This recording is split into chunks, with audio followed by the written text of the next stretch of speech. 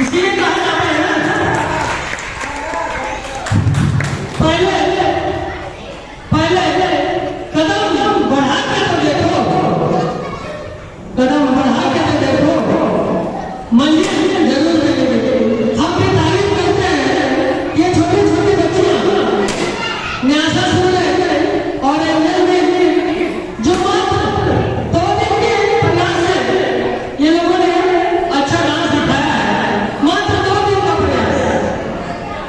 अगर ये लोगों को और 2 दिन मिल गया होता तो लोग हिला जाते, हिला के डोला देते।